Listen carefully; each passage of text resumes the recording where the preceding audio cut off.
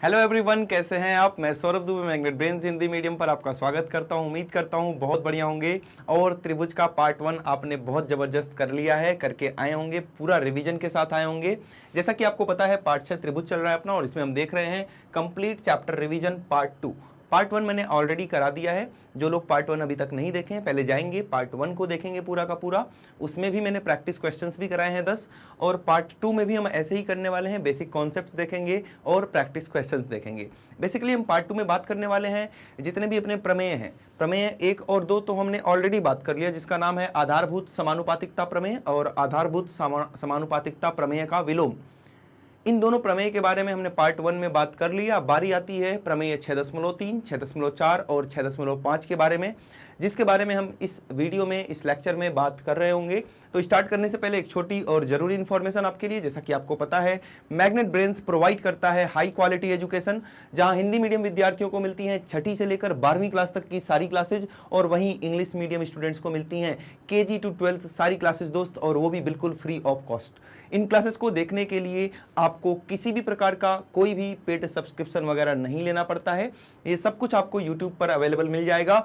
बस जरूरत है जबरदस्त मेहनत की। यूट्यूब पर जाइए, हर एक क्लास को देखिए, जबरदस्त अपनी तैयारी करेंगे और अपने आने वाले एग्जाम में एक बेहतरीन मार्क्स लाएंगे।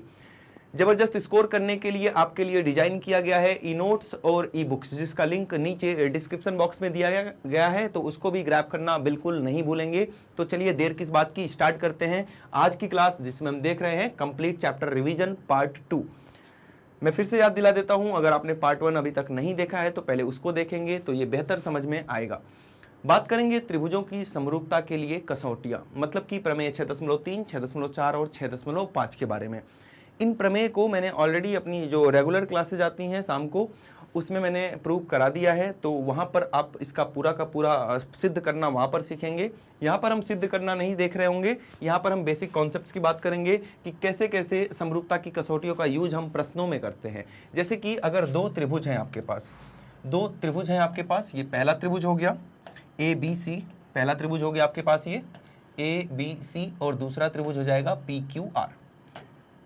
अगर दो त्रिभुज हैं तो आपस में कौन कौन से रूल से, कौन कौन सी कसौटियों का यूज करके हम इनको समरूप सिद्ध कर सकते हैं, उसकी बात करने वाले हैं। सबसे पहले हम बात करेंगे कोण कोण कोण, एंगल एंगल एंगल समरूपता कसौटी की, जिसका नाम है कोण कोण कोण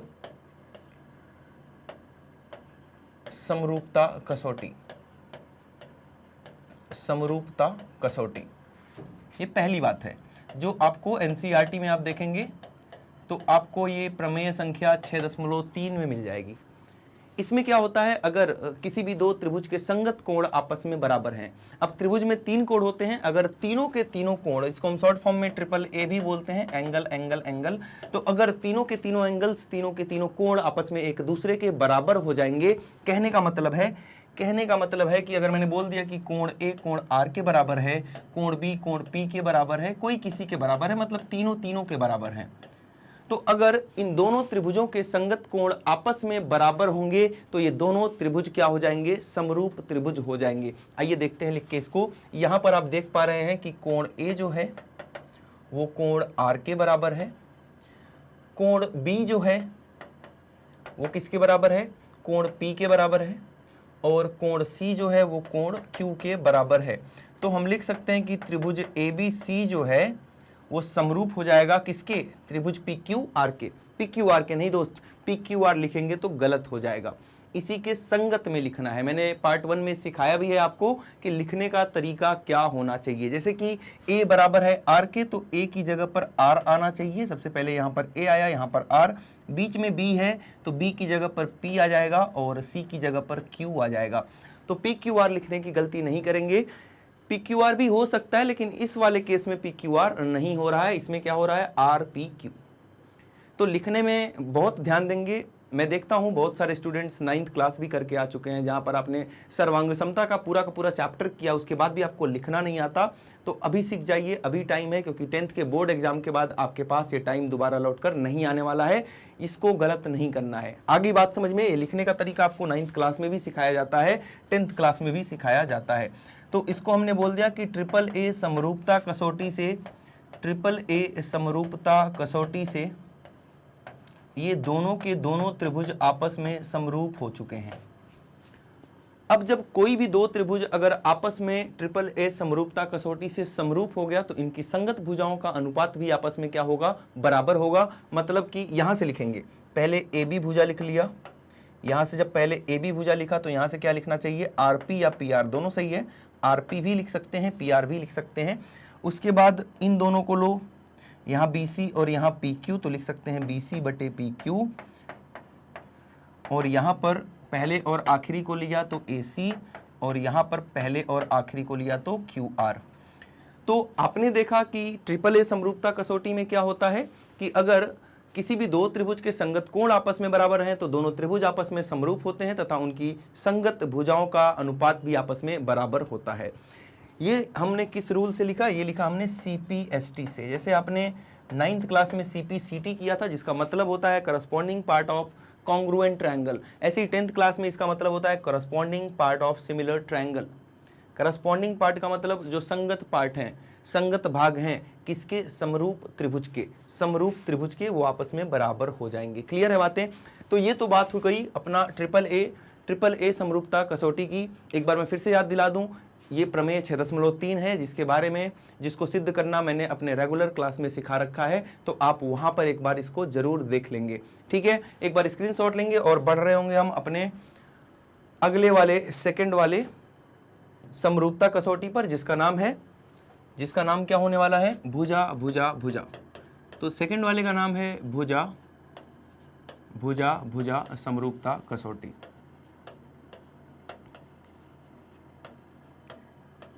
समरूपता कसौटी, इसको हम शॉर्ट फॉर्म में क्या लिखते हैं, triple S, side side side, समरूपता कसौटी, और शॉर्ट फॉर्म में लिखेंगे triple S, similarity criterion, triple S, side side side, भुजा भुजा भुजा। एक बात मैं आपको याद दिला दूं कि अभी जो हमने ट्रिपल ए किया था, तो ट्रिपल ए के माध्यम से एक और समरूपता कसौटी जिसका हम नॉर्मली यूज करते रहते हैं, आपने देखा भी होगा, डबल ए।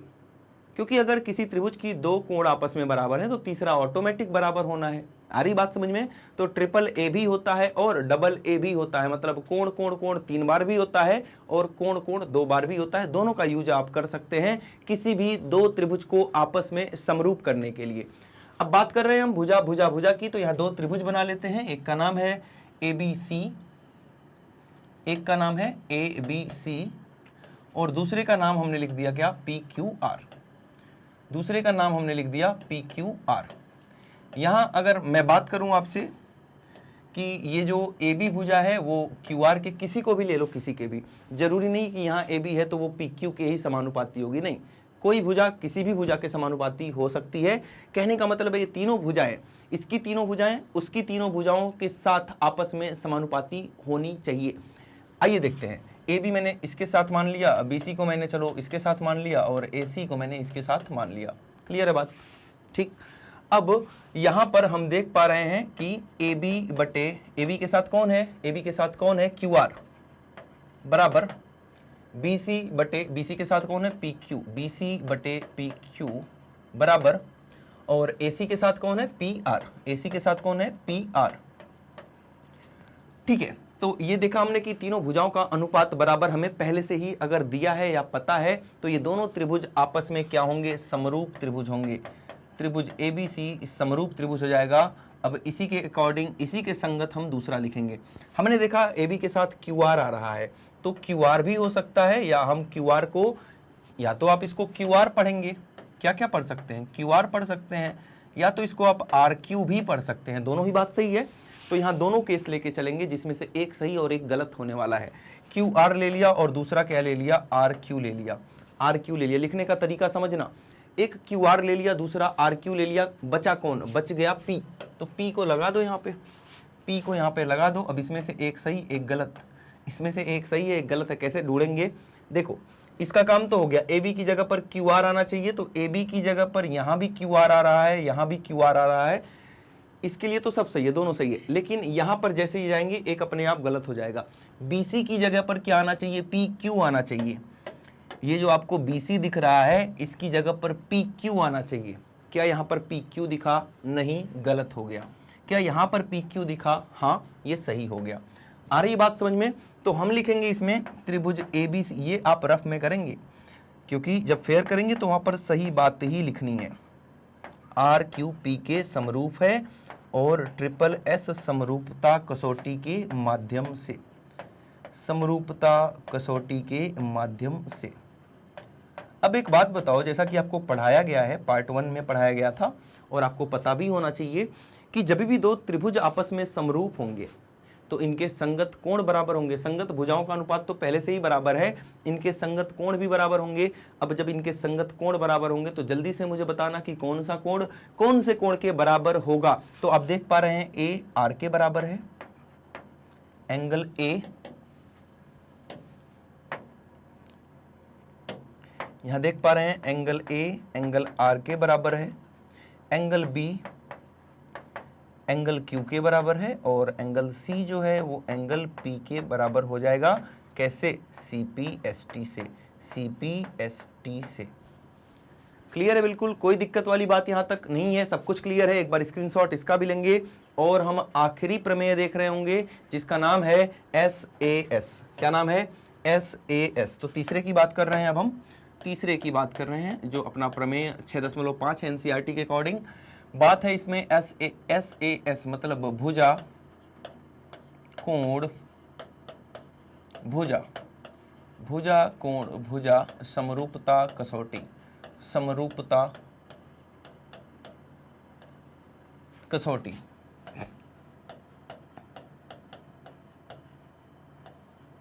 ठीक है, यहां भी हम दो त्रिभुज ले लेंगे हमेशा की तरह। एक ABC है, ABC है और दूसरा है PQR। एक चीज ध्यान देना, यहाँ पे जो कोण आना चाहिए, जो ये कोण आना चाहिए, जो ये वाला कोण आना चाहिए जो आपको दिख रहा है, ये दोनों भुजाओं के बीच में आना चाहिए, दोनों भुजाओं के बीच में आना चाहिए। कहने का मतलब अगर आपने इन दोनों भुजाओं को ले लिया, आपस में ये समानुपातिक हैं, बराबर अनुपात में है, तो इन्हीं के बीच के कोण को लेना है, इन्हीं के बीच के कोण को लेना है। ऐसा नहीं चलेगा कि ये कोण ले लिया, इन्हीं के बीच का कोण का मतलब ये वाला कोण और ये वाला कोण ही आना चाहिए और कुछ नहीं।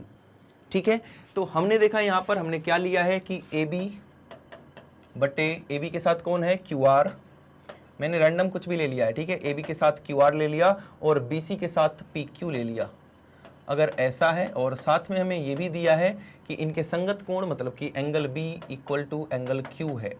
इतनी बातें अगर आपको दे रखी हैं तो आप इन दोनों त्रिभुजों को क्या बोल सकते हैं? समरूप त्रिभुज। तो लिखेंगे पहले वाले को तो कैसे भी लिख दो ABC को, अब इसी के साथ इसको लिख दो दूसरे वाले को। बीच में तो Q आएगा, बीच में यहाँ पर B है तो यहाँ बीच में B की जगह पर बीच में Q आएगा। आइए देखते हैं किनारे किनारे क्या आएगा। AB के साथ QR आना चाहिए, मतलब स्टार्टिंग दो में AB है तो यहाँ पर QR आना चाहिए। Q तो पहले से है, यहाँ R लिख दिया, बचा क्या? बच गया P, यहाँ पर P लिख दिया, बात खत्म। यहाँ भी मिला लो, ये भी सही आएगा। लास्ट में BC है और लास्ट में PQ है ना।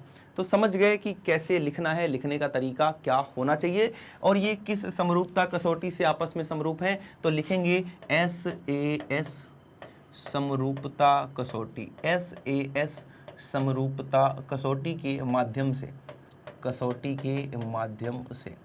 आ रही बात समझ में? कोई दिक्कत वाली बात नहीं है। अब हम और क्या लिख सकते हैं? एंगल B बराबर एंगल Q है। अगर मैंने आपसे पूछ लिया बताओ एंगल A किसके बराबर है, कैसे बताओगे? तो यहाँ देखो, पहले A पहले R, तो एंगल A बराबर हम लिख सकते हैं एंगल R। ठीक है, एंगल A बराबर क्या लिख सकते हैं? Angle R। और इसी प्रकार से और क्या लिख सकते हैं? B तो Q के बराबर दिया, ये C किसके बराबर है? यहाँ C यहाँ P, तो एंगल C बराबर एंगल P। ये बातें कैसे लिख लिया हमने? तो ये बातें लिख लिया CPST के माध्यम से, CPST के माध्यम से, corresponding part of similar triangle. एक बार स्क्रीनशॉट इसका भी लेंगे और 10 क्वेश्चंस और कर रहे होंगे। तो आओ स्टार्ट करते हैं प्रश्न संख्या 1 से। इसमें दिया है, दी गई आकृति में त्रिभुजों का कौन सा युग्म आपस में समरूप है? प्रयुक्त हुई समरूपता कसौटी को भी लिखिए। तो यहाँ पर आपको 3 त्रिभुज दिख रहे हैं, इसमें से कौन सा युग्म आपस में समरूप होगा? आइए देखते हैं। तो यहाँ पर ये तो पता चल रहा है कि यहाँ पर कोण तो दिया नहीं है, मतलब भुजा भुजा भुजा ही लगानी है हमें। पहले हम फर्स्ट और सेकंड की बात करते हैं। फर्स्ट और लास्ट को देखो तो जैसे 3/6 कर रहे हैं तो 1/2 आ रहा है, 3/6 1/2, और कहीं से 1/2 नहीं आ रहा है, तो पहला और तीसरा तो नहीं होगा। पहले और दूसरे की बात करते हैं, इसकी बात और इसकी बात। इन दोनों की जब हम बात करेंगे तो सबसे पहले हम ले लेते हैं किसके साथ किसको, चलो इसके साथ इसको ले लो, AC/DE। ऐसे ढूंढना पड़ता है, इसमें ऐसे ढूंढना पड़ेगा आपको कि किसका किसका अनुपात बराबर है, सबके अनुपात बराबर आने चाहिए। तो जब आप AC/DE लेंगे तो 3/4.5। अब यहाँ से जब दशमलव हटाएंगे तो ऊपर 0 बढ़ जाएगा, तो 30/45। 15 से काटेंगे, 15 दूना 30, 15 तियाँ 45, ये 2/3 आ रहा है।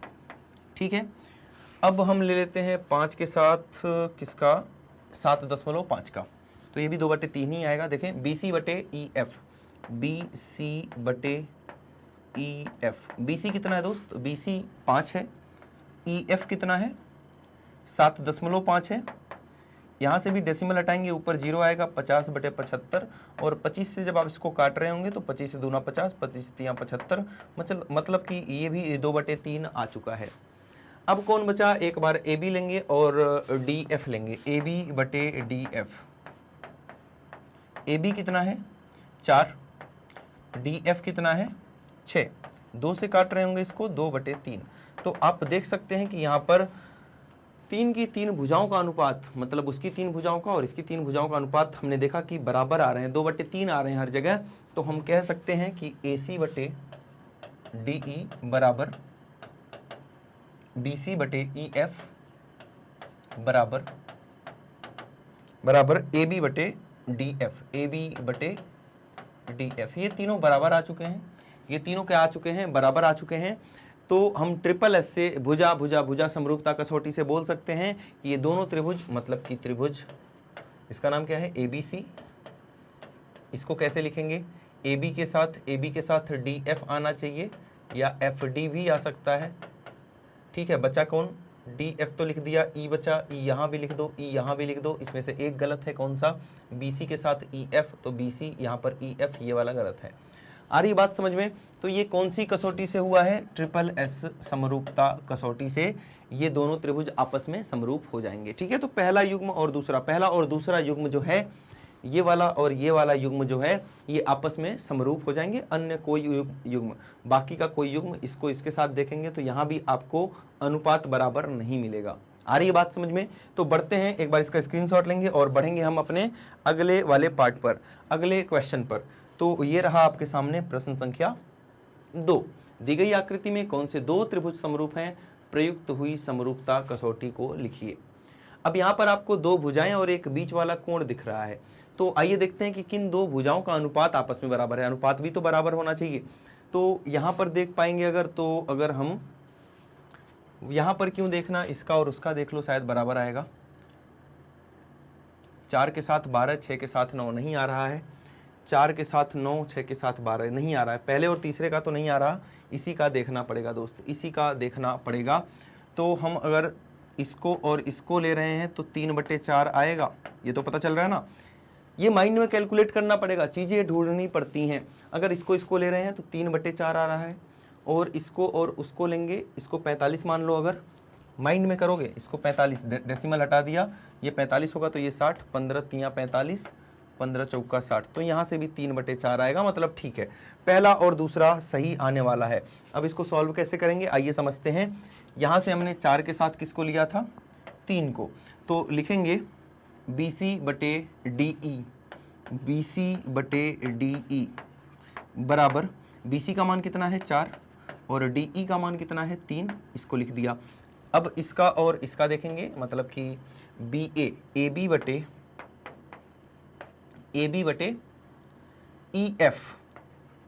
ध्यान से देखेंगे कैलकुलेशन, यहाँ पे AB का मान कितना है 6 और EF का मान है 4.5, 4.5। यहाँ से दशमलव हटाएंगे, ऊपर एक 0 लग जाएगा, 60/45। इसको उड़ा दो किससे, 15 से, 15 चौका 60, 15 तियाँ 45, तो ये भी आ गया 4/3। और इनके बीच का कोण भी बराबर है। तो आपने देखा कि 2 भुजाओं का अनुपात और उन भुजाओं के बीच का कोण बराबर है, मतलब यहाँ लग रहा है भुजा कोण भुजा। तो लिखेंगे BC/DE कौन से त्रिभुज में हो रहा है उसका नाम भी लिख देंगे, त्रिभुज ABC तथा दूसरे त्रिभुज का नाम क्या है, DEF में, DEF में। इन दोनों त्रिभुजों में BC बटे DE बराबर हो जाएगा किसके, AB बटे EF के, AB बटे EF के, और इनके बीच का कोण B आपस में, B और E आपस में बराबर है। तो हम लिख सकते हैं कि त्रिभुज ABC समरूप हो जाएगा त्रिभुज, देखो B की जगह पे बीच में B है तो बीच में तो E आना चाहिए, है ना।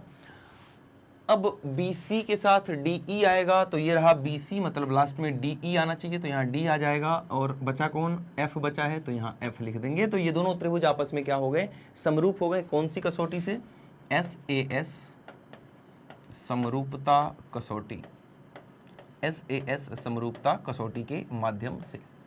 कोई दिक्कत वाली बात है क्या, समझ में आ रही हैं चीजें, ठीक है, कोई दिक्कत नहीं है। आगे बढ़ते हैं, एक बार स्क्रीनशॉट लेंगे इसका भी और बढ़ रहे होंगे अपने प्रश्न संख्या 3 की तरफ। दिए गए त्रिभुजों के युग्म में अज्ञात राशि का मान ज्ञात कीजिए, अपने उत्तर का कारण भी दीजिए, ठीक है। तो यहाँ पर अज्ञात राशियाँ जो भी आपको x y z दिख रही हैं सबका मान निकालना है। तो पहले तो हम इन त्रिभुजों को समरूप कर रहे होंगे, कैसे, ध्यान से देखेंगे। यहाँ पर दिया हुआ है AB बराबर है DE के, इस निशान का मतलब समझते हो ना कि ये और ये आपस में बराबर हैं। तो अब अगर DE को इसके नीचे लाएंगे तो हो जाएगा AB बटे DE बराबर 1, ये बात क्लियर हुई। ऐसे ही आप बाकी के भुजाओं के साथ करेंगे। BC बराबर है EF के, BC बराबर है EF के, तो यहाँ भी BC के नीचे EF को ले आएंगे तो इसका अनुपात कितना हो जाएगा, 1। और तीसरी भुजा जो AC और DF की बात हो रही है उसको भी ऐसे लिखेंगे, AC बराबर है DF के। देखो इसके पास भी 3 कट लगे हैं, इसके पास भी 3 कट, इसका मतलब ही हो गया ये दोनों आपस में क्या हैं, बराबर हैं। तो AC के नीचे दोस्त आप जब DF को ले आ रहे होंगे तो इसका भी मान कितना आ जाएगा, 1। तो इन सभी का मान 1 है, मतलब ये तीनों चीजें आपस में बराबर हैं। तो लिख देंगे, हाँ, तो यहां पे लिख देंगे AB बटे DE बराबर है BC बटे EF, और ये बराबर है AC बटे DF के, AC बटे DF के। तो हमने देखा कि इसकी तीनों की तीनों भुजाएं, उसके तीनों की तीनों भुजाएं, दोनों का अनुपात जो है आपस में समानुपातिक है, बराबर है। तो SSS से जो दोनों त्रिभुज हैं आपस में क्या हो जाएंगे, समरूप हो जाएंगे। तो AB के साथ DE आना चाहिए और यहाँ पर F, बाकी चेक करो सही है कि नहीं, थोड़ा सही से लिखेंगे इसको, DEF को, त्रिभुज DEF चेक करेंगे एक बार सही है कि नहीं। AB के साथ DE, AB के साथ DE, BC के साथ EF, BC के साथ EF, AC, AC, DF, DF, बिल्कुल सही है। कौन सी समरूपता कसौटी, SSS समरूपता कसौटी के माध्यम से, समरूपता कसौटी के माध्यम से, ठीक है। बातें क्लियर हैं यहाँ तक, कोई दिक्कत नहीं है। अब जब दोनों त्रिभुज समरूप हैं तो इनके संगत कोण आपस में बराबर होंगे। तो बताएं जल्दी से, एंगल A किसके बराबर, एंगल D के बराबर, एंगल B किसके बराबर, एंगल E के बराबर, और एंगल C एंगल F के बराबर, एंगल C एंगल F के बराबर। एक बार वहां से देख के बताएंगे, A कितना है x, D कितना है 87, तो x का मान कितना आ गया 87 डिग्री। B और E को देखेंगे, B और E, तो B का मान है 58 डिग्री, 58 डिग्री, और E का मान है y, तो y का मान आपके पास आ चुका है 58 डिग्री। और C और F को देखेंगे तो C का मान है 35 डिग्री और F का मान है Z, तो Z का मान आ चुका है 35 अंश 35 डिग्री। तो इस तरह के आसान क्वेश्चंस आपके एग्जाम में देखने को मिलते रहते हैं। अगर आपके बेसिक कॉन्सेप्ट्स बहुत अच्छे हैं तो ऐसे क्वेश्चंस आप चुटकी बजाते ही कर लेंगे, बिल्कुल टाइम नहीं लगने वाला है। तो एक बार इसका भी स्क्रीनशॉट लेंगे और हम बढ़ेंगे आगे। बात करते हैं प्रश्न संख्या 4 की। दी गई आकृतियों में कोण P का मान ज्ञात कीजिए। कोण P हमसे पूछ रहा है, इस कोण का मान क्या होगा, ठीक है। इन दोनों आकृतियों को समरूप करो, पहले तो समरूप करो। देखो कैसे कैसे समरूप हो सकता है। रेशियो बराबर करेंगे, 6 के साथ 12, करड़ी वाले के साथ करड़ी वाला, दशमलव वाले के साथ दशमलव वाला बराबर आ जाएगा, है ना, बराबर आ जाएगा। आइए लिख के करते हैं, लिखेंगे त्रिभुज, क्या लिखेंगे, त्रिभुज ABC तथा PQR में, ABC तथा त्रिभुज PQR में, PQR में देखेंगे एक बार जल्दी। तो त्रिभुज ABC तथा त्रिभुज PQR, PQR, ठीक है। इसमें मैंने बताया कि BC पहले AB के साथ किसको लेंगे, दशमलव वाले के साथ दशमलव वाले को, मतलब AB के साथ किसको लेने वाले हैं आप, AB के साथ दोस्त किसको लेंगे, एक बार जल्दी से बताएंगे। तो AB के साथ हम लेना चाहते हैं RQ को, क्योंकि दोनों दशमलव वाले हैं। इनका मान निकालो, कितना, 3.8 बटे 7.6, कितना आ जाएगा ये, 38 दूना 76 होता है, तो 1/2 आ रहा है। इसी प्रकार से आप निकालेंगे BC के साथ किसको लेना चाहते हैं, PQ को, तो ये भी 1/2 आएगा, 6/12 1/2 ही आने वाला है काटने पर, तो ये भी आ गया 1/2। और बचा क्या, AC, और वहाँ पर क्या बचा, करड़ी वाला PR। तो AC दिया है आपको 3 करड़ी में 3, और PR दिया है आपको 6 करड़ी में 3। करड़ी में 3 से करड़ी में 3 को उड़ा देंगे, 3 एकम 3, 3 दूना 6, ये भी आ गया 1/2। तो आप देख पा रहे हैं दोस्त यहाँ पर कि ये तीनों के तीनों अनुपात जो हैं ये आपस में बराबर आ रहे हैं। तो इनको बराबर करके लिख देंगे, यहाँ पर लिखेंगे आगे AB/RQ बराबर BC/PQ बराबर AC/PR। इन तीनों अनुपातों को हमने बराबर बराबर करके लिख दिया। कोई दिक्कत वाली बात यहाँ तक, सब कुछ क्लियर है। तो जब इस त्रिभुज की तीनों भुजाओं का अनुपात उस त्रिभुज के तीन भुजाओं के अनुपात के साथ बराबर आ रहा है, मतलब त्रिभुज की भुजाएं जो हैं, संगत भुजाएं आपस में समानुपातिक हैं, तो ये दोनों त्रिभुज, मतलब कि त्रिभुज ABC और त्रिभुज दूसरा वाला आपस में क्या होंगे, समरूप होंगे। तो इसी के अकॉर्डिंग उसका नाम लिख के दिखाएं। AB की जगह RQ आना चाहिए, AB की जगह दोस्त RQ आना चाहिए, या तो QR भी आ सकता है। बचा क्या, P। अब देखो कौन सा सही है, BC के साथ PQ, BC के साथ PQ ऊपर वाला सही है, नीचे वाला गलत है, यहाँ PQ नहीं आ रहा है, ठीक है, नीचे वाला गलत है, तो इसको हटा दिया मैंने। आ गई बात समझ में। तो पूछा क्या है वैसे, एंगल P। अब एंगल P किसके बराबर हो जाएगा, ये रहा P और ये रहा C। Angle P angle C के बराबर हो जाएगा, तो लिखेंगे कोण P बराबर कोण C। तो कोण C का मान पहले निकालेंगे। अगर आप देख सकते हैं त्रिभुज ABC में कोण C का मान क्या हो जाएगा, कोण C का मान यहाँ निकालेंगे, तो तीनों कोणों को जोड़ने पर 180 अंश का कोण बनता है। 80 degree plus 60 degree plus angle C, ये तीनों को जोड़ने पर 180 बनेगा। तो यहाँ से आप C का मान जब निकालेंगे तो 40 अंश आ रहा होगा, 40 ही आएगा, 8 से 14, हाँ 40 अंश आ जाएगा। मतलब ये वाला कोण आपको 40 अंश पता है। जब ये 40 है तो ये वाला भी P भी कितना हो जाएगा, 40 अंश का कोण यहाँ भी बन जाएगा। आ रही है बातें समझ में, कोई दिक्कत वाली बात। तो P और Q लिख दिया मैंने, P और Q नहीं दोस्त, C और Q, C और P। तो यहाँ पर C और P आपस में बराबर हैं, C और P आपस में बराबर हैं। आपने देखा कि C का मान 40 है तो P का मान भी कितना हो जाएगा, 40 अंश हो जाएगा। ठीक है, बिल्कुल सही है। एक बार स्क्रीनशॉट लेंगे, बढ़िया क्वेश्चन था, एकदम दमदार क्वेश्चन था। इस तरह के क्वेश्चन आपके बोर्ड में देखने को मिलते रहते हैं, तो प्रैक्टिस करना है ना, प्रैक्टिस जबरदस्त तरीके से आपको इसका करना होगा। ध्यान से देखेंगे, अगले क्वेश्चन की बात करेंगे, प्रश्न संख्या 5 की। इसमें दिया है, दी गई आकृति में समकोण त्रिभुज BAC और BDC क्रमशः A और D पर समकोण बनाते हैं। तो ये दोनों समकोण त्रिभुज हैं, एक तो अपना BAC है अपने पास, एक त्रिभुज कौन सा है, BAC है। इसको मैं घेर देता हूं जिससे आपको बढ़िया समझ में आए। BAC है जो A पर समकोण है, ये इसका 90 अंश कहाँ बन रहा है, A पर, यहाँ पर समकोण है। दूसरा त्रिभुज क्या है, BDC, दूसरा त्रिभुज है आपके पास BDC, मतलब कि ये वाला, और ये कहाँ पर समकोण बन रहा है, तो ये अपना यहाँ पर समकोण त्रिभुज बन रहा है D पर। ठीक है, ए और डी पर, तथा उभयनिष्ठ भुजा BC के एक ही ओर स्थित है, BC के ये एक ही ओर स्थित है। यदि भुजाएं AC और BD एक दूसरे को P पर काटती हैं तो ये सिद्ध करना है, ये आपको सिद्ध करना है।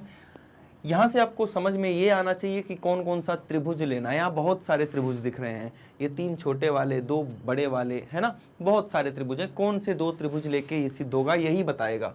AP आना चाहिए, PC आना चाहिए, तो AP आना चाहिए और PC आना चाहिए, ठीक है, AP आना चाहिए और PC आना चाहिए, DP आना चाहिए और PB आना चाहिए। तो आप देख सकते हैं एक त्रिभुज आपको दोस्त ये वाला लेना पड़ेगा, एक त्रिभुज आपको ये वाला लेना पड़ेगा और एक त्रिभुज इसके जस्ट सामने वाला, मतलब कि ये वाला लेना पड़ेगा।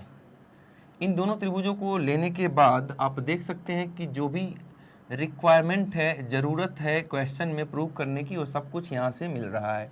कैसे? AP बोल रहा था, इसमें AP आ गया, PC बोल रहा था, इस वाले में PC आ गया, DP बोल रहा था, इस वाले में DP आ गया, और BP बोल रहा था, इस वाले में BP आ चुका है। बहुत ही आसान है इनको समरूप सिद्ध करना। आइए मैं सिखाता हूँ आपको कि इनको समरूप कैसे सिद्ध करेंगे। तो लिखेंगे त्रिभुज PAB, त्रिभुज PAB तथा त्रिभुज, दूसरे त्रिभुज का नाम क्या है, CDP में, CDP में। जब भी हम किसी समकोण त्रिभुज को लिखते हैं तो लिखने का एक तरीका, एक फॉर्मेट होता है कि जहाँ पर समकोण है उसको बीच में लिखें। नहीं भी लिखोगे तो गलत नहीं है, लेकिन ये तरीका होता है, अच्छे तरीके सीखेंगे। मैथ्स को बिल्कुल परफेक्ट तरीके से कैसे लिखते हैं वो सीखेंगे हम। आ रही है बात समझ में? तो यहाँ पर आप देख सकते हैं दोनों कोणों में कोण A बराबर कोण D है। क्यों है? क्योंकि 90 अंश प्रत्येक, राइट एंगल बन रहा है ना। A और D को ध्यान से देखो फिगर में, दोनों जगह पे समकोण बन रहा है, समकोण बन रहा है मतलब कि 90 अंश का कोण बन रहा है। और जब आप यहाँ पर देखेंगे तो ये वाला कोण इस कोण के बराबर हो जाएगा, शीर्षाभिमुख कोण। तो लिखेंगे कोण APB बराबर कोण DPC, कोण DPC, शीर्षाभिमुख कोण। कैसे कोण है ये? शीर्षाभिमुख कोण है ये, तो ये आपस में बराबर हो जाएंगे। शीर्षाभिमुख कोण जहाँ तक मैं उम्मीद करता हूँ आप सभी लोगों को आता होगा कि क्या होता है, एक बार बता देता हूँ मैं। जब 2 रेखाएं आपस में एक दूसरे को काटती हैं तो ये आमने सामने वाले कोण, ये इसके बराबर होता है और ये वाला इसके बराबर होता है। तो यहाँ भी देख सकते हैं 2 रेखाएं एक दूसरे को काट रही हैं, तो ये वाला कोण इस कोण के बराबर हो जाएगा। क्लियर है बातें? तो जब आपको 2 कोण मिल गए तो दोनों त्रिभुज आपस में क्या हो गए, समरूप हो चुके हैं। एक को कैसे भी लिख दो, तो एक को लिख दिया PAB, दूसरे को इसी के अकॉर्डिंग लिख देंगे। तो A की जगह तो D आना चाहिए, मतलब बीच में तो D आएगा, बीच में यहाँ A तो वहाँ D, और दूसरा क्या है, P की जगह P आना चाहिए। देखो यहाँ भी बीच में P, यहाँ भी बीच में P, तो P की जगह P आना चाहिए। तो दूसरे त्रिभुज का नाम क्या था, CDP, तो DP मिल गया है, C की कमी है, C यहाँ लगा देंगे। तो दोनों त्रिभुज को हमने लिख लिया। अब इनके भुजाओं का अनुपात लिखेंगे, क्योंकि ये दोनों त्रिभुज क्या है, डबल A समरूपता कसौटी से आपस में क्या हो चुके हैं, ये समरूप हो चुके हैं। डबल A समरूपता कसौटी से आपस में समरूप हो चुके हैं ये, ठीक है।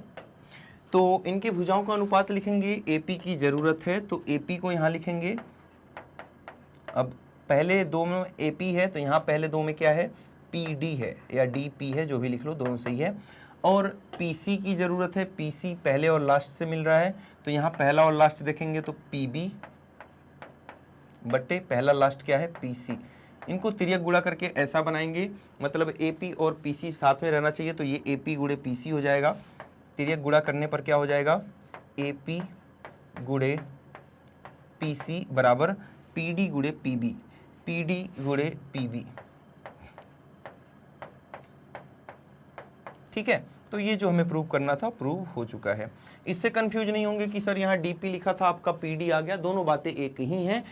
इस भुजा को आप AB बोलो या BA बोलो, दोनों बातें सही हैं। तो एक बार इसका स्क्रीनशॉट लेंगे और बढ़ेंगे अपने अगले क्वेश्चन पर, प्रश्न संख्या 6 पर। बात करते हैं प्रश्न संख्या 6 की। यदि 2 त्रिभुज हैं ABC और DEF तथा AX और DY क्रमशः ABC और DEF की माध्यिकाएं हैं, तो ये सारी बातें आपको सिद्ध करनी है। इनको पहले फिगर बना के समझते हैं कि 2 त्रिभुज हैं हमारे पास, एक का नाम है ABC और दूसरे त्रिभुज का नाम है क्या, DEF। इसका नाम है DEF। समझेंगे, बहुत ही इंपॉर्टेंट क्वेश्चन है एग्जाम के लिए। और दोनों आपस में समरूप हैं। अब जब ये दोनों आपस में समरूप हैं, तो मैं कुछ बातें लिख सकता हूं यहाँ पे। पहली बात तो ये लिख सकता हूं कि इनके संगत कोण, मतलब कि A बराबर हो जाएगा D के, B बराबर हो जाएगा E के और C बराबर हो जाएगा F के। और इनकी संगत भुजाओं का अनुपात B बराबर होगा, मतलब AB बटे DE बराबर हो जाएगा BC बटे EF बराबर हो जाएगा AC बटे DF के। तो ये बातें आप समझ चुके होंगे। ये मैंने क्यों लिख दिया, क्योंकि ये दोनों त्रिभुज आपस में क्या हैं, समरूप हैं।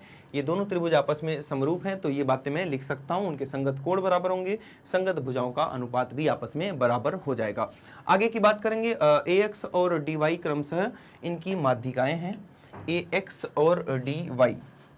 तो सबसे पहले हम AX बना लेते हैं। यहाँ पर AX माध्यिका है जो BC के बिल्कुल मध्य में जाएगा, और DY एक माध्यिका है जो EF के बिल्कुल मध्य बिंदु पर जा रहा होगा।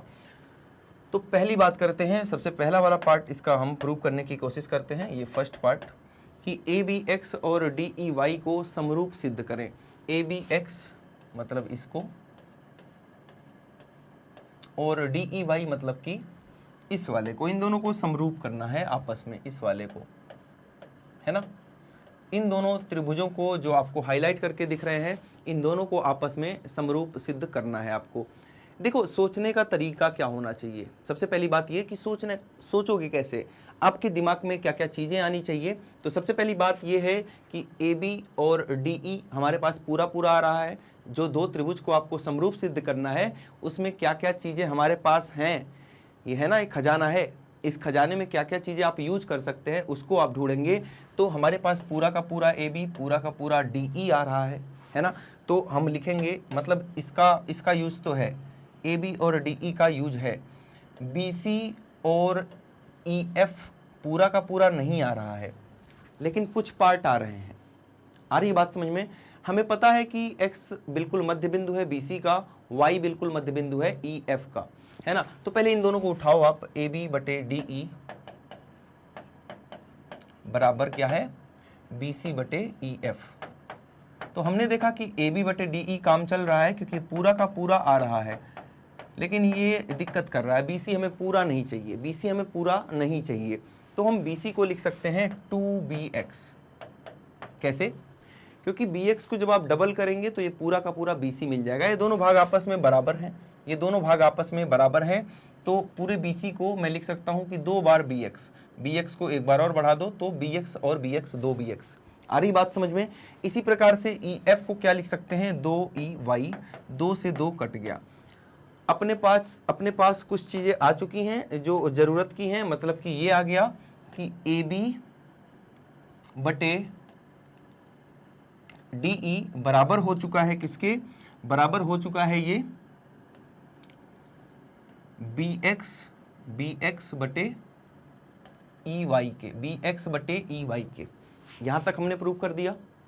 अब अगर इनके बीच का कोण बराबर हो जाए तो मजा आ जाएगा। फिर ये वाला कोण इस वाले कोण के अगर बराबर हो जाए तो सारा काम बन जाएगा, और वो ऑलरेडी बराबर है। यहां देखो कि कोण B कोण E के बराबर है ना। तो कोण B बराबर कोण E। अब बस हो गया, दो चीजें मिल गई, दोनों भुजाओं का अनुपात मिल गया और इनके बीच का कोण मिल गया। तो भुजा से ये दोनों त्रिभुज आपस में क्या हो जाएंगे, समरूप त्रिभुज हो जाएंगे।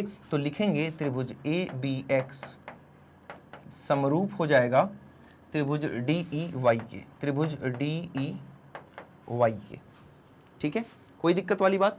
किस कसौटी से, ये भी लिखेंगे। तो यहां पर लिखेंगे हम कि ये हुआ है अपना क्या है, भुजा कोण भुजा कसौटी से, भुजा कोण भुजा कसौटी से, समरूपता कसौटी से ये दोनों क्या हो गए, आपस में समरूप हो चुके हैं। तो हमने फर्स्ट पार्ट तो कर लिया, अब सेकंड पार्ट का नंबर है, तो उससे पहले आप एक बार स्क्रीनशॉट लेंगे इसका और हम देखने वाले हैं इसका सेकंड पार्ट। ठीक है, तो सेकंड पार्ट की बात करने से पहले एक बार इसको हटा देता हूं मैं फर्स्ट पार्ट को, क्योंकि त्रिभुज तो यही रहेगा जो बना हुआ है, त्रिभुज में कोई चेंज नहीं आएगा, है ना। ये चीज़ें मैं हटा देता हूँ जो अननेसेसरी चीज़ें हैं पार्ट 2 के लिए, जो पार्ट 2 के लिए ज़रूरत की चीज़ें नहीं है उनको मैंने हटा दिया। क्लियर है बात। पार्ट 2 अगर आप देख पा रहे हो तो पार्ट 2 में बात हो रही है ACX और DFY, मतलब कि इधर और इधर वाले को। जब इधर और इधर वाले को करना होगा, मैं हिंट दे रहा हूं, आप खुद से करके मुझे कमेंट के माध्यम से बता पाएंगे कि क्या आप इसको कर चुके हैं, है ना। कमेंट के माध्यम से बताएंगे। अगर इनकेस नहीं होता है तो आप मुझे ज़रूर इन्फॉर्म करेंगे कमेंट बॉक्स में कि सर इसको भी बताओ, ये वाला नहीं हुआ। लेकिन मैं जहाँ तक उम्मीद करता हूँ कि ये तो बिल्कुल कर लोगे, है ना। देखो इसको करना कैसे, मैं थोड़ा सा हिंट दे देता हूँ। इसमें AC पूरा आ रहा है और DF पूरा आ रहा है, मतलब ये वाला तो चाहिए। फिर BC का आधा लेंगे, यहाँ BC को लिख देंगे 2 बार CX और 2 बार FY यहाँ लिख देंगे, तो इन दोनों को ले लिया, BC को लिख दिया 2 बार CX और EF को लिख दिया 2 बार FY। इतना कर लोगे तो ये भुजा और ये वाली भुजा मिल चुकी है, इनके बीच का कोण ऑलरेडी बराबर है, C और F ऑलरेडी बराबर है। तो जैसा मैंने पहला वाला पार्ट बताया बिल्कुल उसी के अनुसार आप दूसरा वाला पार्ट करेंगे और कमेंट बॉक्स में दोस्त जरूर बताएंगे कि यस सर हमने इसको कर दिखाया। ठीक है, अब बात करेंगे तीसरे वाले पार्ट की। तो जब आपने ये वाला पार्ट सिद्ध कर लिया तो यहीं से ये तीसरा पार्ट कहाँ से आएगा, यहीं से आएगा, इस वाले पार्ट से। ठीक है, इसमें BC यूज हो रहा है, BC/EF। 1 मिनट रुकेंगे। ठीक है, ओके, किसी भी पार्ट से हो जाएगा ये सिद्ध, इससे भी हो सकता है, इससे भी हो सकता है, जिससे आपकी मर्जी। तो आओ इससे करते हैं। BC और EF चाहिए ना, AX और DY मिल रहा है। देखो इसकी संगत भुजाओं का अनुपात, हमें AX चाहिए, मतलब पहला वाला और लास्ट वाला, तो लिखेंगे AX। तीसरा पार्ट बता रहा हूँ दोस्त, तीसरा पार्ट में 4 लाइन हो चुकी हैं, तो आपको पता ही नहीं चलेगा कि तीसरा है कि कौन सा है। देखो ये तो हमने अभी सिद्ध किया है, तो यहाँ पर इसकी संगत भुजाओं का अनुपात लिखेंगे जिसकी ज़रूरत यहाँ पर पड़ रही है। AX की ज़रूरत है तो लिखेंगे पहला और लास्ट AX, तो यहाँ भी पहला लास्ट DY, AX/DY बराबर। अब BC तो नहीं दिख रहा है सर, BC नहीं दिख रहा है तो कोई बात नहीं, ये माध्यिका दिख रही है ना आपको, CX दिख रहा है ना, तो CX को लिख लो, CX लिखेंगे, यहाँ FY लिखेंगे, CX और FY इनको डबल कर देंगे, CX और FY को डबल कर देंगे। डबल करने से हमें क्या मिल जाएगा, 2 CX का मान BC हो जाएगा। जब आप इस CX को दोगुना करोगे, दोगुना का मतलब यहाँ से लेके यहाँ तक आ जाएगा, मतलब कि BC पूरा का पूरा मिल जाएगा। तो लिख देंगे AX/DY बराबर 2 बार CX को डबल किया तो BC मिल गया, वहाँ पर FY को डबल करेंगे तो आपको EF मिल जाएगा। तो ये सिद्ध हो चुका है। क्लियर है बातें, आसान क्वेश्चन है, इंपॉर्टेंट भी है। एक बार स्क्रीनशॉट लेंगे और बढ़ेंगे हम अपने प्रश्न संख्या 7 की तरफ। ये रहा प्रश्न संख्या 7, बहुत ही इंपॉर्टेंट क्वेश्चन है ये भी। यहाँ पर देखेंगे एक बार, 100 सेंटीमीटर लंबी एक लकड़ी, अच्छा लड़की है 100 सेंटीमीटर लंबी एक लड़की, 100 सेंटीमीटर लंबी लकड़ी भी हो सकती है, लेकिन यहाँ लड़की है, कोई बात नहीं। एक लैंप के खंबे के पाद से 1.9 मीटर सेकंड की चाल से बाहर की ओर जा रही है। ठीक है, कैसा सीन बन रहा होगा ये देखते हैं। तो ये मैथ्स का खंबा है, मैथ्स का खंबा, घर, सब कुछ ऐसा ही बनता है। मैथ्स में आपको खंबा बनाना हो, मीनार बनानी हो, घर बनाना हो, कुछ भी बनाना हो, डंडा खींच दो बन जाएगा। ज़मीन, मैथ्स की ज़मीन देखेंगे। आप जब सोशल साइंस में पढ़ते होंगे तो ज़मीन, कुछ साइंस में ऐसे ज़मीन पढ़ाते हैं ना, उस वाले चैप्टर में, प्रकाश का 10th क्लास में है ना, वो लाइट प्रकाश के चैप्टर के बाद जो उसके प्रयोग बताते हैं, जिसमें आँखों के बारे में पढ़ाया जाता है, आँखों की बीमारियों के बारे में, तो वहाँ पे आपको पढ़ाया जाता है कि आसमान नीले कलर का क्यों दिखता है। तो वहाँ पर जब हम पृथ्वी को बनाते हैं तो कुछ इस प्रकार का बनाते हैं, सूर्य यहाँ पर बनाते हैं, है ना। या ये भी पढ़ाते हैं यहाँ पे कि जो सूर्य होते हैं अपने एक्चुअल टाइम से 2 मिनट पहले और 2 मिनट बाद क्यों दिखते हैं, मतलब 4 मिनट का डिले जो होता है। तो वहाँ पर हम पृथ्वी कुछ ऐसे बनाते हैं, लेकिन अपनी मैथ्स की पृथ्वी जो है ना हमेशा फ्लैट बनती है ना। मैथ्स के यही मजे हैं कि लाइन खींच दो पृथ्वी बन गई, लाइन खींच दो मीनार बन गया, सब कुछ लाइन खींचने से दोस्त मिल जाता है यहाँ पे। तो यहाँ पर 100 सेंटीमीटर लंबी एक लड़की एक लैंप के खंबे से, खंबे के पाद से, पाद का मतलब यहाँ से, इसके बिल्कुल यहाँ इस वाले पॉइंट से, ठीक है। तो ये अपना लैंप का खंबा है, ठीक है, और ये लड़की है जिसकी हाइट है 100 सेंटीमीटर। आ रही बात समझ में? कोई दिक्कत वाली बात यहाँ तक नहीं है, ठीक है। बाहर जा रही है मतलब यहाँ से स्टार्ट किया था लड़की ने और यहाँ पर पहुँच चुकी है ना, जा रही है अभी वो। इसकी स्पीड जो है लड़की की वो है 1.9 मीटर पर सेकेंड। ध्यान से समझेंगे, बहुत ही ज़बरदस्त सवाल है।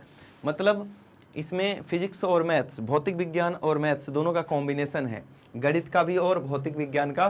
तो ज़बरदस्त क्वेश्चन लगता है ये मुझे। यदि लैंप भूमि से 5 मीटर ऊंचाई पर हो, मतलब लैंप यहाँ पर लगा है तो भूमि से 5 मीटर, तो इस पूरे खंबे की हाइट कहीं ना कहीं 5 मीटर रही होगी। तो 4 सेकंड के बाद लड़की की छाया की लंबाई ज्ञात कीजिए, है ना।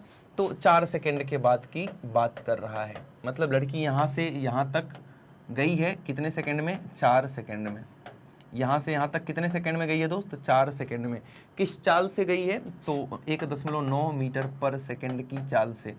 आप मोशन वाले चैप्टर में 9th क्लास में जो चाल वाला चैप्टर है अपना मोशन, वहाँ पर गति होगा, चाल नहीं होगा शायद, वहाँ पर आपने पढ़ा होगा कि दूरी कैसे निकालते हैं। अगर आपको स्पीड दिया है, मतलब कि स्पीड का मतलब चाल दिया है, समय दिया है, तो दूरी का एक फॉर्मूला होता है, दूरी बराबर चाल गुणे समय होता है। दूरी बराबर क्या होता है? चाल गुणे समय होता है ना। चाल कितनी है? चाल है 1.9 मीटर पर सेकेंड एंड टाइम कितना है? 4 सेकेंड का। तो यहाँ से 7.6 मीटर की दूरी आ गई। मतलब क्या मैं ऐसा बोल सकता हूँ इन सबको हटा के कि यहाँ ए से लेकर बी तक, मतलब 4 सेकेंड में जहाँ लड़की गई है जहाँ तक, ये 7.6 मीटर की दूरी तय कर रही होगी। क्लियर है बात ये? ठीक है ना। यहाँ से यहाँ तक 4 सेकेंड में गई है, इस स्पीड से गई है, दोनों को गुणा कर दो, दूरी पता चल जाएगी आपको। तो ए से बी तक की दूरी जो है वो 7.6 मीटर की है। यहाँ से लैंप की रोशनी आ रही होगी और ऐसे लड़की से टकरा कर नीचे जा रही होगी और जहाँ भी ज़मीन को टच कर रही होगी, तो कहीं ना कहीं लड़की की अगर छाया की बात करूँ मैं, तो लड़की की छाया जो ज़मीन पर बन रही होगी कुछ इस प्रकार की बन रही होगी। कुछ इस प्रकार की छाया लड़की की बन रही होगी ज़मीन पर, है ना। ये जो मैंने ग्रीन कलर से भी आपको छाया दिखाया इसका वो, तो इसको मैंने बोल दिया BC। और इसी छाया की लंबाई ज्ञात करनी है, तो मैंने इसको मान लिया क्या कि इसके छाया की लंबाई कितनी है? X है। क्लियर है बात? इतनी बातें क्लियर हैं, कोई दिक्कत वाली बात नहीं। ABC हो गया, इसको D बोल देंगे। तो ये तो हमने प्रश्न समझा और ये दूरी निकाल लिया, बस इतना ही काम किया है। इसको सॉल्व करना बड़ा ही आसान है। यहाँ पर 2 त्रिभुज दिख रहे हैं, एक त्रिभुज तो लिखेंगे त्रिभुज DAC। DAC दिख गया, सबसे बड़ा वाला त्रिभुज ये वाला DAC, यहाँ पूरा त्रिभुज। और सबसे छोटा वाला जो दिख रहा है आपको त्रिभुज, यहाँ भी एक नाम लिख दो, जैसे D तक लिख दिया, इसको E लिख दो, इस वाले पॉइंट को E। तो त्रिभुज EBC में, एक हम देख रहे हैं DAC और एक EBC, तो EBC में, EBC में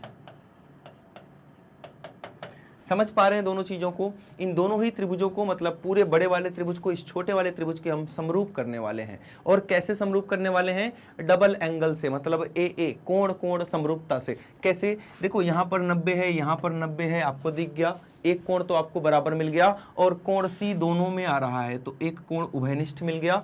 ये दोनों के दोनों त्रिभुज आपस में समरूप हो गए। तो ये बातें लिख लेते हैं, लिखेंगे कोण DAC बराबर कोण EBC 90 अंश प्रत्येक, है ना। अब आप बोलोगे सर 90 नहीं दिया, तो बिजली का खंभा जो होता है हमेशा परपेंडिकुलर ही होता है जमीन के। आ रही बात समझ में? और लड़की भी जब खड़ी रहेगी या चल रही होगी तो बिल्कुल सीधा चलेगी, क्योंकि बुढ़िया नहीं है ना। जो बूढ़े लोग होते हैं वो थोड़ा सा झुक के चलते हैं, तो इतना मैथ्स में नहीं लेते हैं हम केस। आ रही बात समझ में? इसीलिए इन्होंने लड़की दिया होगा शायद, कि कहीं आप, कुछ लोग होते हैं ना खतरनाक दिमाग लगा देते हैं कि सर झुका दो उसको थोड़ा सा, नहीं, झुकाना नहीं है ना। मैथ्स में बिल्कुल स्ट्रेट। आ रही बात समझ में? तो आपको पता भी होगा और प्रैक्टिस करते रहेंगे तो आप समझ पाएंगे कि मैथ्स में चीज़ों के साथ कैसे डील करते हैं। यहाँ देखो 90 अंश प्रत्येक, और दूसरा लिख लिया कोण C बराबर कोण C, ये क्या है? उभयनिष्ठ है। ये क्या है दोस्त? उभयनिष्ठ है। तो हम लिख देंगे कि जो त्रिभुज अपना DAC है, DAC वो EBC के समरूप हो जाएगा, वो त्रिभुज EBC के समरूप हो जाएगा। कौन सी कसौटी से? डबल A समरूपता कसौटी से, डबल ए समरूपता कसौटी के माध्यम से। ठीक है, समझ में आ गई चीजें इतनी। अब जब ये समरूप है तो इनके भुजाओं का अनुपात बराबर होगा, तो हम लिखेंगे AD बटे BE, AD बटे BE बराबर, अब देखो AD बटे BE ले लिया, अब एक बार इसकी बड़ी वाली भुजा AC बटे BC, AC मतलब ये दोनों AC बटे BC, तो लिख देंगे AC बटे BC, ये लिख दिया मैंने CPST से। ठीक है, अब इनका मान रखेंगे, अपने आप आंसर आपका निकल के आ रहा होगा। मान यहाँ पे रख के मैं दिखाता हूँ, यहाँ पर इतने एरिया में मान रखूंगा और आंसर निकालूंगा। यहाँ देखें AD का मान कितना है, AD 5, BE का मान कितना है, BE 100, सब कुछ मीटर में ही है ना। अच्छा ये सेंटीमीटर में, इसको भी मीटर में बदलेंगे, 100 सेंटीमीटर में, जब आप मीटर में बदलेंगे तो 100 से डिवाइड करेंगे, मतलब कि 1 मीटर आ रहा होगा। 100 सेंटीमीटर की थी ना ये, हाँ, तो 1 मीटर में 100 सेंटीमीटर होता है। तो हम इसको, आपने फिजिक्स में पढ़ा है ना कि सबकी यूनिट जो होती है, सबकी इकाई जो होती है वो एक जैसी होनी चाहिए। अगर मीटर में है तो सब कुछ मीटर में, सेंटीमीटर में है तो सब कुछ सेंटीमीटर में, तो हम इसको मीटर में कन्वर्ट करके ही लिख रहे होंगे। उसके बाद AC का मान बताएं। AC यहाँ से लेकर यहाँ तक है, मतलब 7.6 धन x, 7.6 धन x, मीटर सेकंड में था ये भी, ठीक है, 7.6 धन x। और नीचे बात करेंगे, नीचे क्या है, BC का मान है x। यहाँ पर तिर्यक गुणा करेंगे एक बार, 5 गुणे x 5x हो जाएगा, और यहाँ पर 7.6 गुणे 1 इतना ही होगा, और धन x, तिर्यक गुणा करने पर ये आ गया, x को इधर ले आएंगे तो 5x माइनस x बराबर हो जाएगा 7.6। 5x माइनस x होता है दोस्त 4x, ये आ गया 7.6, और यहाँ से x का मान आपका आ जाएगा 7.6 बटे 4, जिसको काटने पे 1.9 आ रहा होगा। मतलब x का मान जो लड़की की छाया होगी वो होगी 1.9 मीटर की, 1.9 मीटर की। आ रही बात समझ में, लड़की से भी लंबी, 109 सेंटीमीटर हो जाएगा ना 1.9 मीटर में, लड़की की डबल है ना। कभी कभी हमारी छाया बड़ी भी होती है, कभी कभी छोटी भी होती है, वो डिपेंड करता है कि जो रोशनी पड़ रही है वो कितने कोण पर पड़ रही है। आ रही बात समझ में, एक बार स्क्रीनशॉट लेंगे और बढ़ेंगे हम अपने आगे की तरफ। तो अब देखते हैं प्रश्न संख्या 8 क्या बोल रहा है। ध्यान से एक बार क्वेश्चन को रीड करेंगे आप लोग, प्रश्न संख्या 8 को देखेंगे क्या बोल रहा है इसमें। तो इसमें दिया गया है, दी गई आकृति में कोण MLN का मान ज्ञात कीजिए। यहाँ पर जो त्रिभुज दिख रहा है MLN, इसमें ये वाला कोण जो आपको कोण दिख रहा है, कौन सा, कोण L, कोण L का मान ज्ञात करना है। तो पहले हम चेक करेंगे क्या ये दोनों त्रिभुज आपस में समरूप त्रिभुज हैं क्या, तो मतलब इनके भुजाओं का अनुपात चेक कर लो। जैसे किसके साथ किसको बिठाएं, किसके साथ किसको बिठाया जाए कि अनुपात बराबर आ जाए, ये हमें सोचना पड़ेगा। ठीक है, तो अगर हम देख लें एक बार इसको, इसके साथ देखें, अगर 3.6 बटे 10 करेंगे तो ये हो जाएगा 36 बटे दशमलव हटाएंगे तो नीचे 100 हो जाएगा, है ना। यहाँ का दशमलव हटेगा, नीचे एक 0 बढ़ जाएगा, तो ये कहीं ना कहीं आ रहा है 9 बटे 25, यही आएगा ना, 4 9 36, 4 25 100। लेकिन यहाँ से बात बनती हुई नहीं दिख रही है ना। तो आपको रेशियो ढूंढना पड़ेगा कि किन दो भुजाओं का रेशियो मतलब लेने पे ये सब कुछ आपस में बराबर हो जाए। तो हमने 4 के साथ 11 को देखना है क्या, एक बार 4 बटे 11, 4.4 है, ये दशमलव वाला है, ये सिंपल वाला है, ठीक है। अगर 36 हो जाएगा तो ये 90 हो जाएगा, हाँ ठीक है। इसको इसके साथ ले लो, इसको दोस्त इसके साथ ले लो, और इसको इसके साथ ले लो, एक बार देखते हैं करके, है ना, एक बार करके देखते हैं। BC के साथ हमने लिया है MN को, तो BC बटे MN का अनुपात जब आप निकालेंगे, ऐसे ही ढूंढना पड़ेगा आपको भी, इसमें टाइम लग जाता है, कभी कभी 1 आध मिनट, कभी कभी देखते ही मिल जाता है, कभी कभी 1 आध मिनट का टाइम आपको लग सकता है ना। तो BC के साथ आप MN को लेंगे तो 4 बटे 10 हो जाएगा, 2 से इसको उड़ा देंगे, 2 बटे 5 हो जाएगा।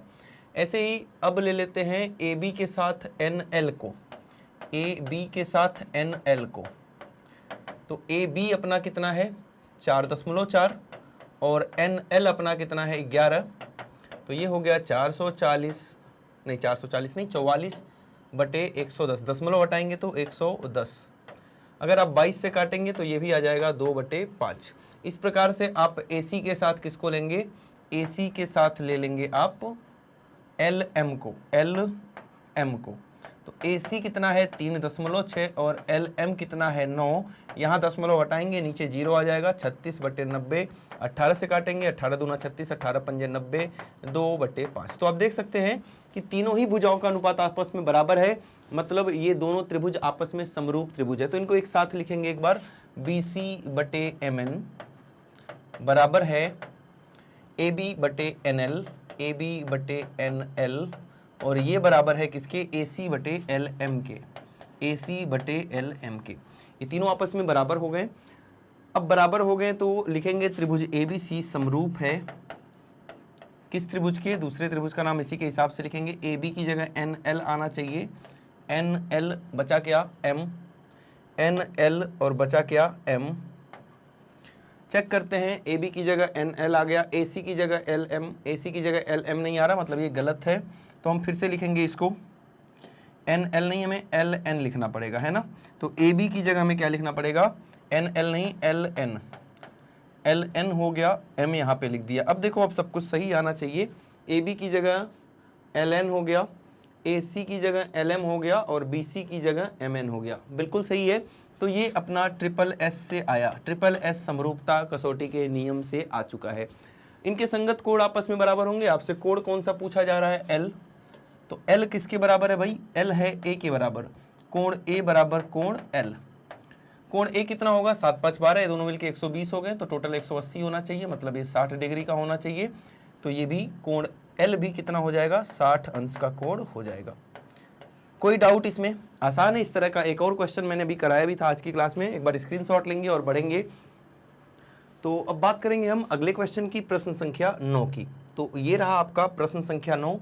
इसको एक बार देखेंगे। PQRS समलंब है, जबकि PQ समांतर SR के। तो यहाँ पर सबसे पहले हम फिगर बनाएंगे, फिगर बना के समझेंगे। तो सबसे पहले PQRS आप देख सकते हैं एक समलंब है।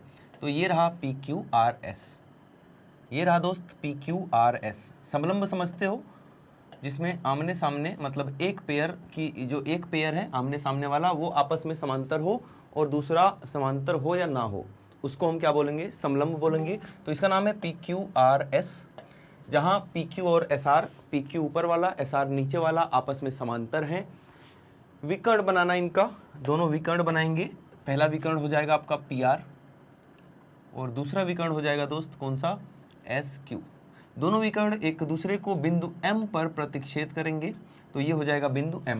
तथा ये भी दिया हुआ है आपको कि जो PMS है वो QMR के क्या है, सिमिलर है, समरूप है। तो आपको सिद्ध करना है कि PS और QR दोनों भुजाएं आपस में बराबर होंगी। आइए देखते हैं इस तरह के क्वेश्चंस के साथ कैसे डील करते हैं हम। सबसे पहले देखेंगे इसमें जो दिया है, हमें दिया है क्या, दिया है यहाँ पर त्रिभुज PMS समरूप है त्रिभुज QMR के। तो यहाँ से इनकी जो संगत भुजाओं का अनुपात होगा वो आपस में क्या होगा, वो आपस में बराबर होगा। तो इनकी संगत भुजाओं का अनुपात लेंगे और उनको हम बराबर कर रहे होंगे। तो यहाँ से लिखेंगे PM/QM बराबर MS/MR बराबर, यहाँ पर क्या है, पहला लास्ट PS/QR। इसको मैंने बना दिया समीकरण संख्या 1, इसको यहीं पर छोड़ दो। अब यहाँ देखो, अपने मेन फिगर में आ जाओ और यहाँ पर दो त्रिभुज को आप ध्यान से देखेंगे। पहला त्रिभुज ये वाला हो गया और दूसरा त्रिभुज आपका ये वाला हो गया। इन दोनों ही त्रिभुजों को हम क्या करने वाले हैं, तो समरूप करेंगे इन दोनों त्रिभुजों को। इन दोनों त्रिभुजों को कैसे कैसे समरूप कर रहे होंगे, देख सकते हैं यहाँ पर PQ और SR आपस में क्या है, समांतर रेखाएं हैं। तो ये एक तिर्यक रेखा है, तो इसका एकांतर अंतःकोण आपस में बराबर हो जाएगा। इनका एकांतर अंतःकोण आपस में क्या हो जाएगा, बराबर हो जाएगा। और इसी प्रकार से दोस्त ये भी एक तिर्यक रेखा है, तो ये वाला कोण इस कोण के बराबर हो जाएगा।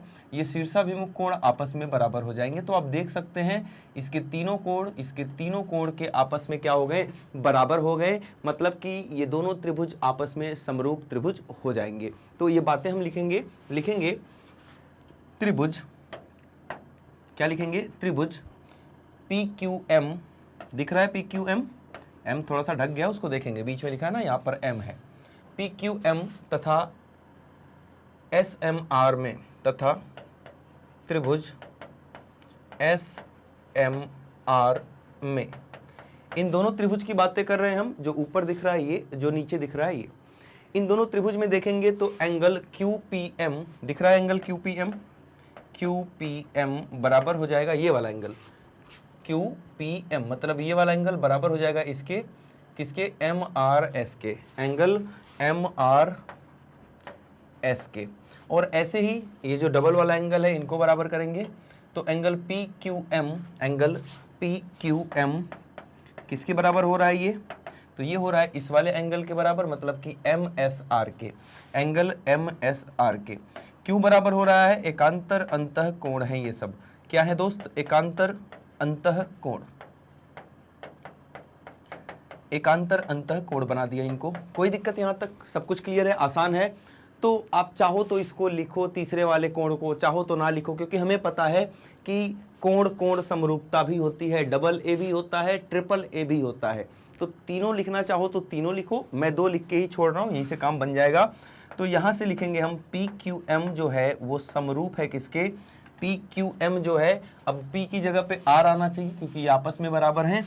ये समरूप किसके है, R। देखो P की जगह पर R आना चाहिए, Q की जगह पर S आना चाहिए, RS और क्या बचा, RSM बचा, तो M यहाँ लिख देंगे। कौन सी समरूपता कसौटी से, डबल ए समरूपता कसौटी, डबल ए समरूपता कसौटी। बहुत ही बेहतरीन क्वेश्चन है ये, ध्यान से देखेंगे, अभी आगे भी चलेगा ये। अब यहां से भी, अब ये दोनों त्रिभुज हमने समरूप सिद्ध कर दिया, तो इनकी भी संगत भुजाएं आपस में क्या होंगी, बराबर हो जाएंगी। तो इनकी भी संगत भुजाओं का अनुपात आपस में हम क्या करने वाले हैं, बराबर करने वाले हैं। जब इनकी संगत भुजाओं को आप बराबर कर रहे होंगे तो क्या आएगा, ध्यान से देखेंगे एक बार। इनकी जब संगत भुजाओं को हम बराबर करेंगे दोस्त, तो यहां से आएगा PQ बटे RS बराबर QM बटे SM बराबर PM बटे RM। समीकरण संख्या 2। आइए देखते हैं 1 या 2, 1 और 2 से कुछ बात बनेगी क्या।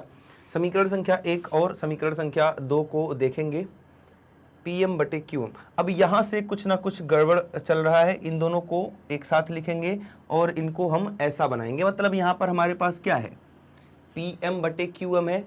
अब यहाँ PM के नीचे QM नहीं आ रहा है, तो इन दोनों को हम ऐसा बनाएंगे कि इसकी तरह दिखने लगे। आइए देखते हैं किस प्रकार से, पहले इसको लिख लो। क्या है, QM upon SM, QM upon SM, यही लिख रहा हूँ मैं, QM अपॉन SM बराबर PM अपॉन RM। ध्यान से देखेंगे यहाँ पर, इसकी तरह बनाना चाह रहा हूं मैं, PM अपॉन QM की तरह। तो PM को यहीं रहने दो, इस QM को यहां ले जाओ, तो ये बन जाएगा PM अपॉन QM, और RM को इसकी जगह पे ले जाओ, RM अपॉन SM। आगे बात समझ में, इसको ऐसे भी लिख सकते हैं, इसको समीकरण 3 बना लो।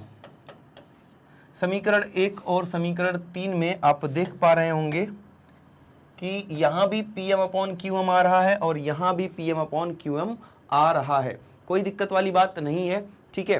तो मैं क्या लिख सकता हूं, ध्यान से एक बार देखेंगे। प्रूफ किसके बराबर करना है, MS आ गया, RM आ गया, ठीक है, PM QM आ गया, ये भी दोनों बराबर आ रहे हैं, RM और SM, ठीक है। तो ध्यान से देखेंगे दोस्त, ये वाला पोर्शन, यहां से ये वाला पोर्शन देखेंगे और यहां से ये वाला पोर्शन देखेंगे।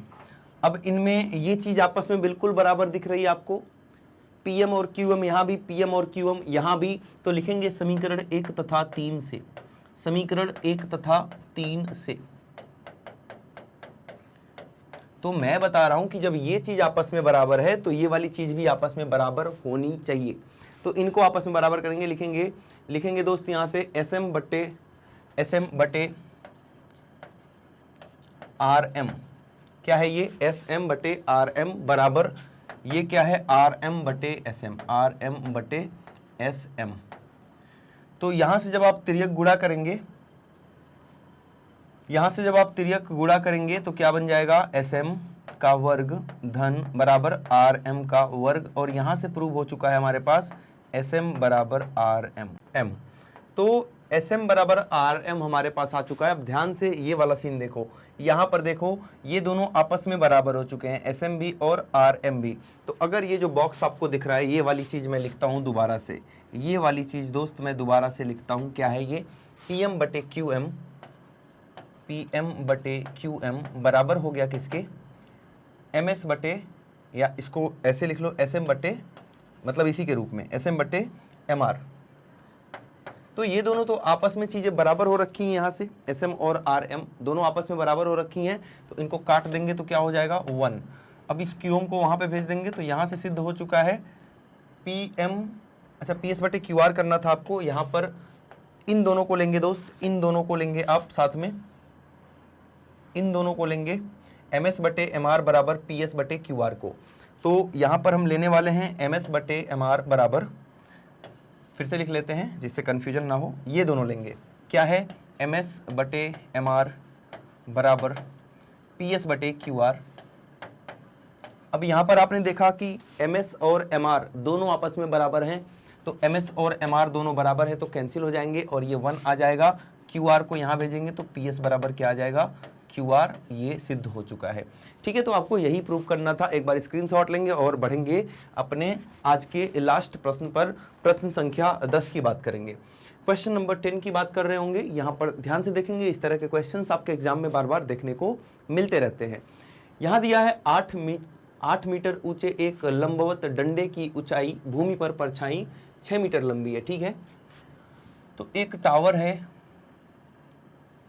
इसकी परछाई भूमि पर बन रही है, और एक ये डंडा है जो लंबवत जमीन पर रखा हुआ है, इसकी परछाई भूमि पर बन रही है।